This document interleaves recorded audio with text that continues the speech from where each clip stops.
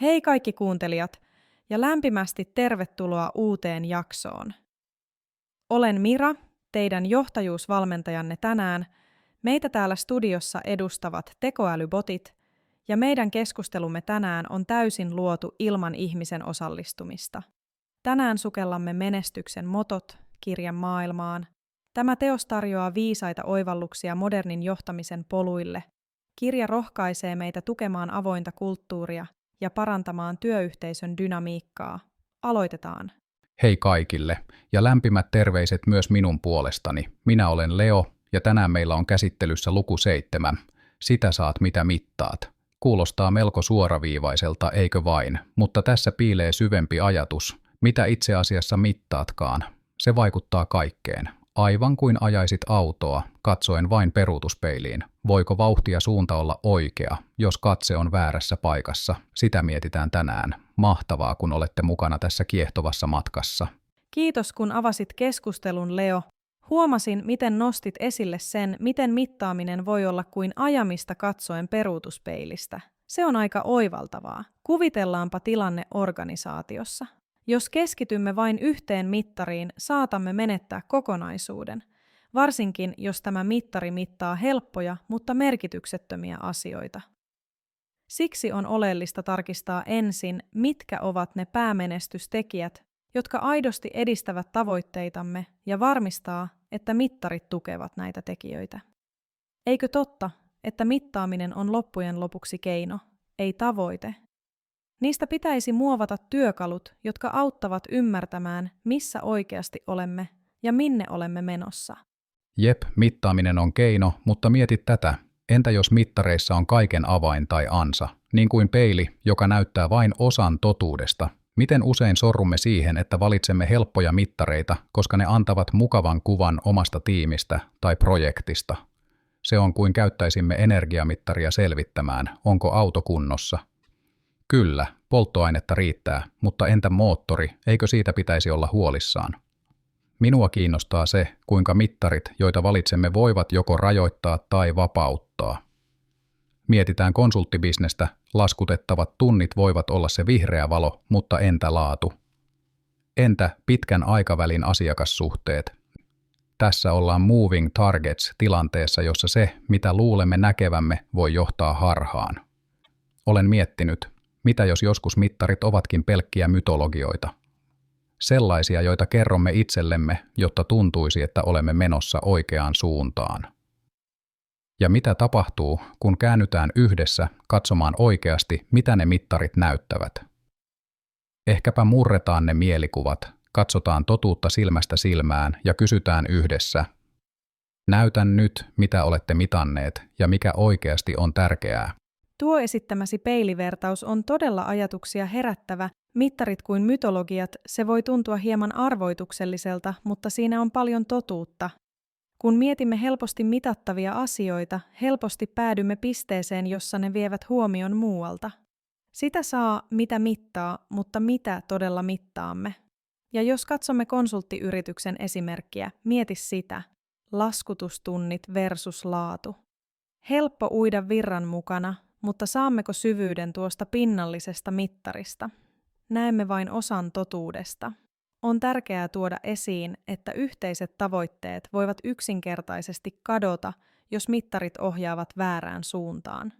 Johtamisen ydintehtävä on auttaa näkemään kokonaiskuva, mutta samaan aikaan antaa mahdollisuus itsensä kehittämiseen.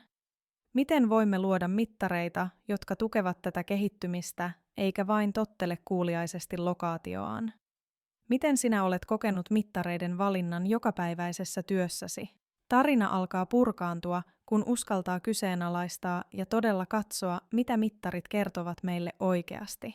On kyllä jännittävää, miten mittarit voivat välillä johdattaa meitä oikean polun sijasta syrjäpoluille. Joskus mietin, onko meillä liikaa kiinteitä tukkimaisia mittareita, sellaisia, jotka eivät jousta hetken mukaan. Ehkä meidän on astuttava ulos tuosta harhakuviosta, rakentamalla järjestelmiä, jotka antavat tilaa luovuudelle ja kasvulle. Haluammeko todellakin jämähtää vanhaan vai löytää keinoja mitata sitä, mikä innostaa ja kehittää? Jos mietitään tiimijohtamisen näkökulmasta, Mittarit voisivat tukea kasvualustaa, auttaen jokaista löytämään oman tapansa kukoistaa, mutta miten saada aikaan kulttuuri, jossa mittaaminen ei syyllistä, vaan kannustaa? Ehkä meidän täytyy vain uskaltaa murtua ja kyseenalaistaa, jotta voimme löytää totuuden ytimen. Olisiko tässä avaimet yhdessä keksimiseen, tai kenties aloitamme vähän suuremmasta vapaudesta, ota vastaan epätäydellisyyden lumo? Voi kuinka hienosti tuo kiteytys nostaa mittaamisen merkitystä. On mielenkiintoista pohtia, kuinka mittarit oikein valittuina voivat luonnollisesti ohjata meitä kohti yhteisiä tavoitteita. Toisaalta, kuten keskustelussamme jo ilmeni, ne voivat myös helposti kääntyä itseään vastaan ja ohjata väärään suuntaan, jos ne eivät vastaa todellista päämääräämme. Kuitenkin se, mikä nousee keskiöön, on yhteinen ymmärrys mittarien taustalla, miksi niitä käytämme ja miten ne peilaavat arkeamme. Olisiko tällaisen avoimuuden avulla mahdollista vähentää mittareihin liittyvää kitkaa? Se, että johtajat todella kytkee arjen teoiksi ne tavoitteet, antaa henkilöstölle näkyvyyttä ja selkeyttä. Se voisi olla portti muutokseen. Se on kyllä kiehtovaa. Kuinka mittarit voivat olla niin kontrollin tuntua luovia, mutta samalla niin helposti ansa peruutuspeili tielle kohti pettävää turvallisuuden tunnetta.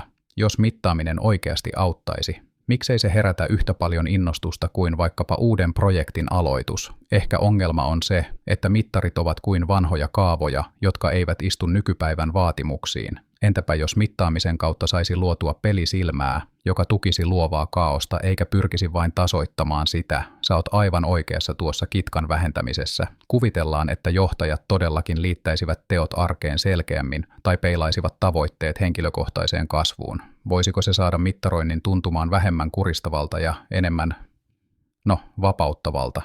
Tavallaan kehottaen etsimään tietoa, ei vain seuraamaan sitä. Luoda kulttuuria, jossa mittarit eivät ole byrokraattisia kahleita, vaan avaimia uudenlaisiin oivalluksiin. Miltä huomenna mitattavat asiat näyttävät, jos päivän saldo olisikin inspiraatio eikä pelkkä lukema? Osuvaa pohdintaa. Mittareiden tulisi todellakin olla avaimia uudenlaisiin oivalluksiin. Olennaista on se, etteivät mittarit jää irralleen arjesta, vaan nivoutuvat osaksi jokaista työpäivää.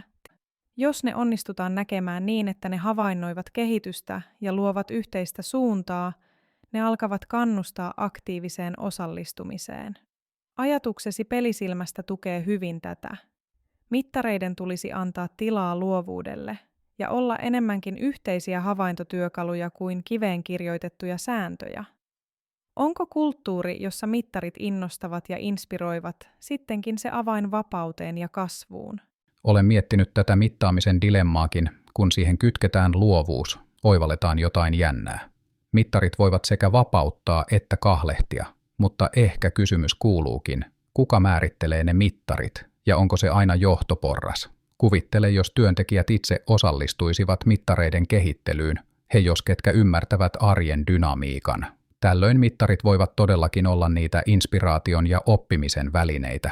Keskustelu yhteisistä tavoitteista voisi muuttaa sen peruutuspeilin kompassiksi, joka näyttää uuden suunnan. Eikö se olisi jotain, mikä vie kohti todellista kasvua? Tuo näkökulma mittareiden määrittelyyn on todella mielenkiintoinen.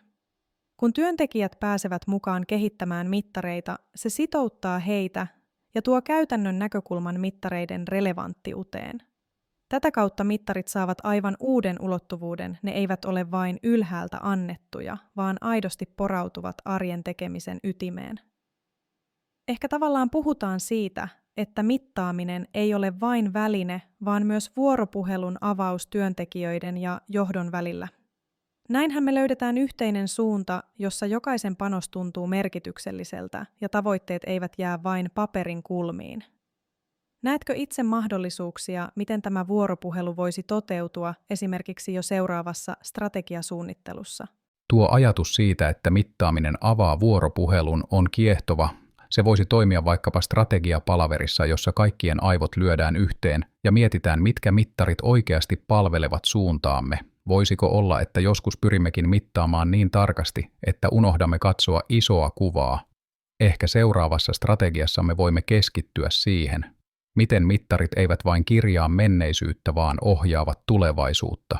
Mitä mieltä olet? Voisiko täällä olla paikka villille kortille, jonkinlaiselle kokeilevalle mittarille, joka haastaisi meidät katsomaan omaa toimintaa uudella tavalla? Siinä keskustelussa on kyllä oivaltava huomio, että mittaaminen voi avata uusia näkökulmia ja mahdollisuuksia.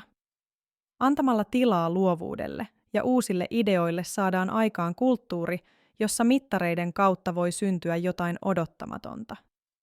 Voisiko villikortti toimia ikään kuin testikenttänä?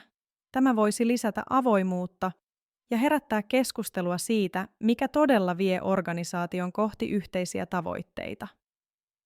Jatkuva dialogi ja kokeilut voivat ohjata rakentavalla tavalla tulevaisuuteen, missä mittaaminen on enemmän mahdollista kuin pelkkä tarkkailija.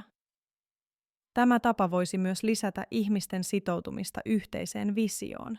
Mietipä tätä, entä jos mittaaminen itsessään olisi kuin taideteos, siis sellainen, jossa väärät vedot ja sävyt näyttäytyvät lopulta osana suurempaa kuvaa. Mittarit voivat kertoa tarinaa, mutta kuka kirjoittaa sen käsikirjoituksen? Ehkä meidän pitäisi sukeltaa pintaa syvemmälle ja kysyä, mitä mittarit todella kertovat meille, eikä vain mitä ne haluavat meidän näkevän. Kilpailevat tavoitteet ja arjen kiireet saattavat joskus sysätä sivuun pohdinnan siitä, mikä on olennaista. Ja siitähän tässä on kyse. Täsmällisyys ja vaikutettavuus ovat avainasemassa, mutta joskus parhaat oivallukset syntyvät, kun annetaan tilaa myös sille, mikä on odottamatonta. Kysymys kuuluu, voiko olla tavoitteessa ilman, että kadotetaan avoimuus uusille mahdollisuuksille?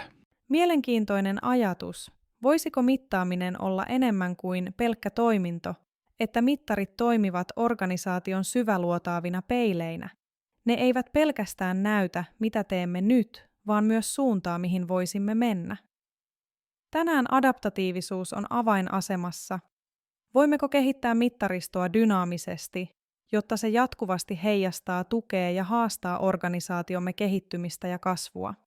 Käytännössä muutos tarkoittaa joustavampaa mittaamisen kulttuuria, esimerkiksi dynaamista budjetointia ja jatkuvaa palautetta dashboardien kautta.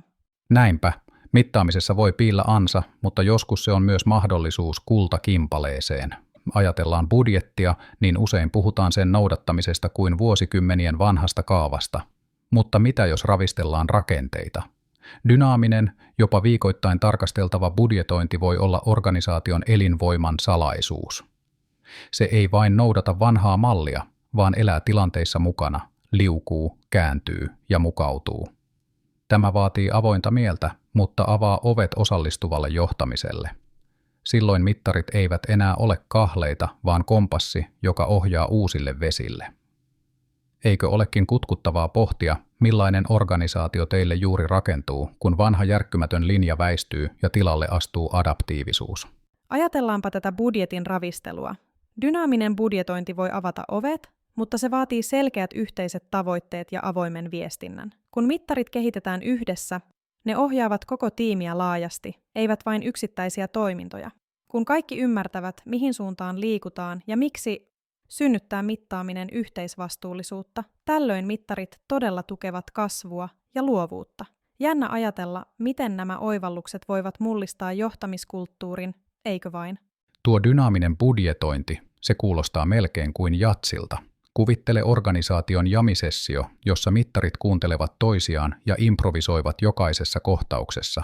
Eikö se olekin kiehtovaa? Usein kun asettamme budjetit, unohdamme, että maailma ei pysähdy. Onko dynaamisuus itse asiassa se sielu, joka puuttuu vanhoista budjetointikaavoista? Ehkäpä mittareiden tulisi olla kuin elokuvan soundtrack, elävä ja muuttuviin tilanteisiin sopeutuva. Ja mitä jos se avoin viestintä onkin se ohjaaja, joka mahdollistaa luovan kuvan syntymisen? Niin, mitä hän antaisit siitä panoksena? Kun mittarit toimivat, ne eivät vain kerro mennyttä, vaan luovat tilaisuuksia oppia ja kasvaa. Mittaamisen kehittäminen vaatii kuitenkin rohkeutta katsoa pintaa syvemmälle ja pohtia, voiko sekin olla luotain tulevaisuuteen. Onko meillä rohkeutta muuttaa käsikirjoitusta matkan varrella? Onpa tuossa dynaamisessa budjetoinnissa todella kiehtova näkökulma. Se on kuin mahdollisuus sulkeutua staattisesti pyörivistä vanhoista kaavoista. Mikä tekee siitä erityisen on juuri sen joustavuus kuin jats, joka löytää uusia säveliä tilanteen mukaan. Mutta silti kun mietimme mittareita ja niiden tavoitteita, on hyvä pysähtyä miettimään, mihin suuntaan ne ohjaavat johtajuutta organisaatiossa. Ajattele, kuinka yhteinen keskustelu voi tehdä mittarit ymmärrettävämmiksi ja luoda näkökulma siitä, mitä se tarkoittaa arjessa. Ehkäpä juuri tämä tarina on se elokuva, jonka haluamme nähdä todeksi mittareiden kautta, elävä, vuorovaikutteinen ja dynaaminen. Lopulta sitoutuminen kasvaa, kun ymmärrämme, miksi asioita mitataan ja kuinka se kytkeytyy isompaan kokonaisuuteen. Tiedätkö, miten usein unohdamme mittareiden takana piilevät tarinat? Ne luvut ja käyrät pohjimmiltaan kertovat ihmisistä, ei vain numeroista. Ajattele konsulttibisneksen kovia lukuja, työtyytyväisyyttä, asiakastyytyväisyyttä. Mutta miksi unohtaa se, mikä ei ole heti mitattavissa? Kaikki ne keskustelut ja pienet eleet, jotka rakentavat kulttuurin. Mittarit antavat suuntaa, mutta se arjen vuorovaikutus on se salainen mauste.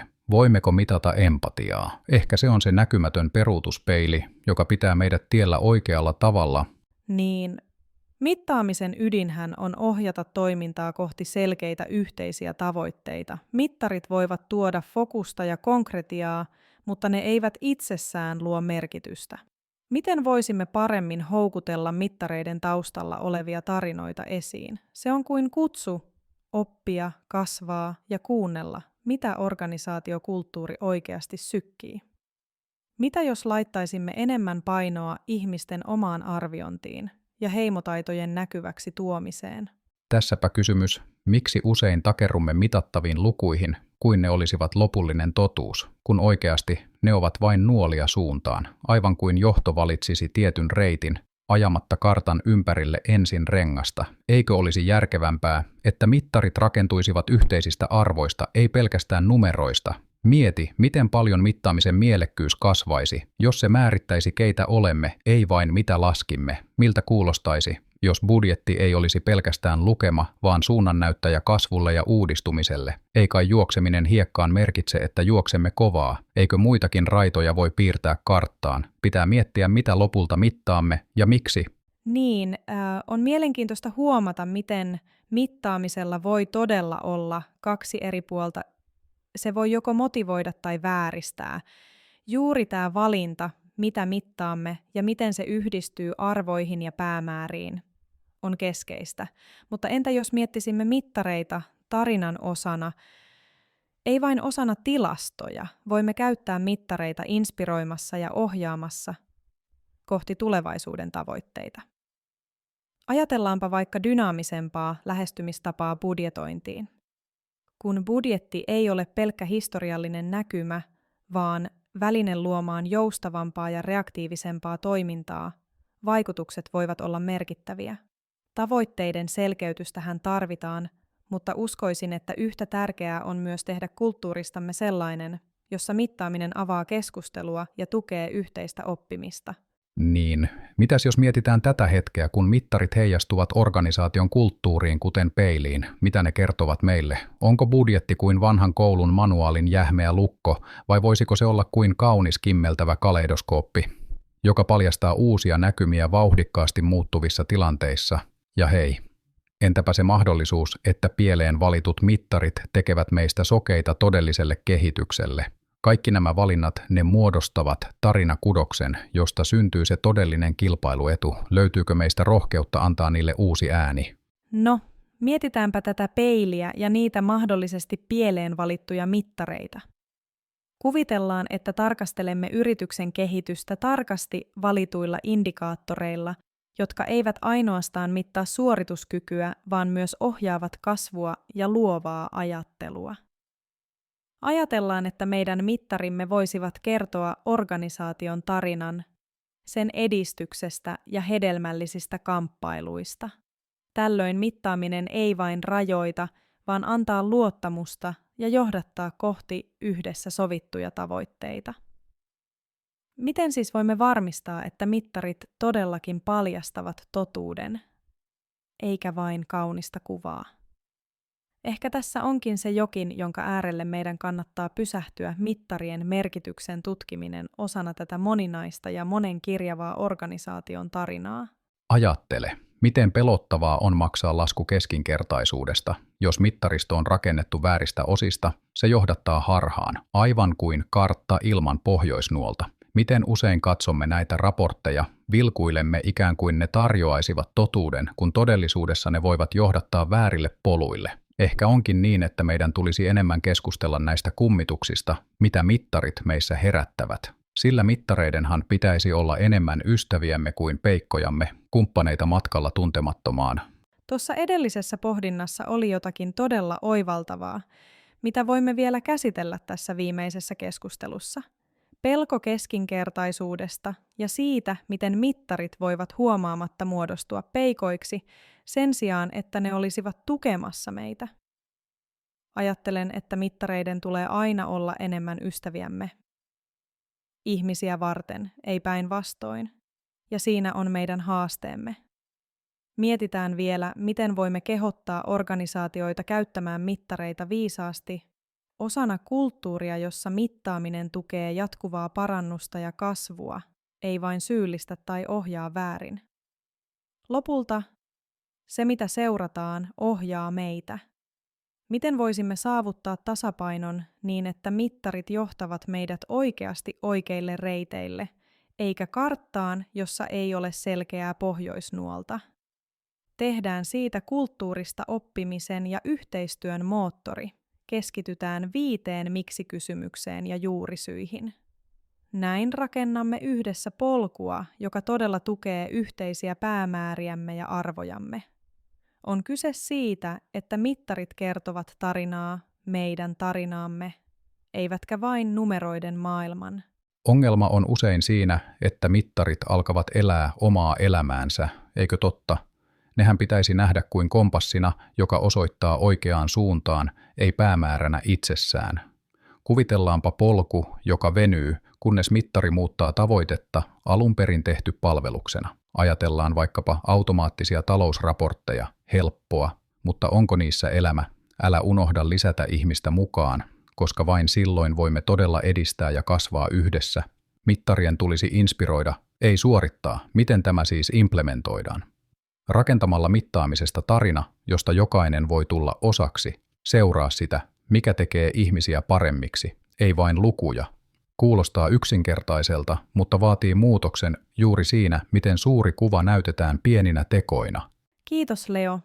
Keskustelumme tänään oli todella ajatuksia herättävä. Mittaaminen ja sen vaikutukset organisaation kulttuuriin ovat keskeisiä aiheita, ja oli hienoa kuulla näkemyksesi näistä polttopisteistä. Toivon, että myös kuuntelijamme saivat tästä uusia oivalluksia omiin työyhteisöihinsä. Jos aihe sytytti kiinnostuksenne, suosittelen lämpimästi tutustumaan Jouni Laukkasen kirjaan Menestyksen motot, josta tämäkin jakso sai inspiraationsa. Kiitos teille kuuntelijoille, että olitte mukana. Jatketaan kehitysmatkaa yhdessä. Kiitos Mira. Tästä oli kyllä huikean antoisaa keskustelua. Ajatuksia mittaamisen syvemmästä merkityksestä ja sen vaikutuksista organisaatiokulttuuriin saatiin heräteltyä monelta kantilta. Toivon, että kuulijamme veivät tästä myös itselleen jotain arvokasta. Suuret kiitokset teille, rakkaat kuuntelijat, kun olitte mukana tässä viisaiden mottojen maailmassa. Jatketaan oppimista yhdessä. Nähdään ja kuullaan taas seuraavassa jaksossa.